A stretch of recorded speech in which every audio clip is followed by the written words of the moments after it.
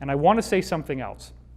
One of the things that I learned from whistleblowers from the cabal itself is that they have to work within something they call the rules. And this is very, very important.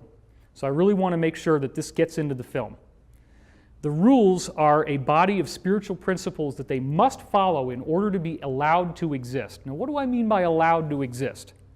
I mean that they are aware that there are benevolent forces that will prevent them from achieving their goals unless we give them permission to enslave us. Now think about that. Well, I didn't give them permission. So why did they put this plan for 3 world wars on display in a book that's hanging there open behind glass in the British Museum Library of London? And those 3 world wars that they're outlining are exactly World War I, World War II, and the war on terrorism. Because the rules state that they have to tell us what they're doing. Therefore, if we allow it to happen, we have consented to tyranny, we have consented to enslavement.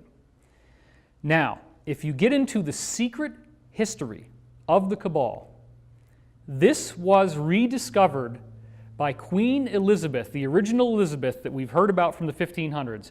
Queen Elizabeth's royal astrologer, a man named John Dee, who is the prototype of the wizard with the long beard, the hat, and what he did was to rediscover, through these ancient documents that were in the Vatican, the technology of how to access what they considered to be spiritual beings that were useful to them, but what we would consider to be demonic or evil beings.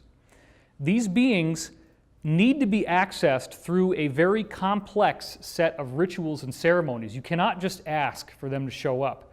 You have to follow very elaborate and specific protocols. If you follow those protocols, it's like having an IP address, which is what we use to go online in order to notate a website. Every website has its own IP address.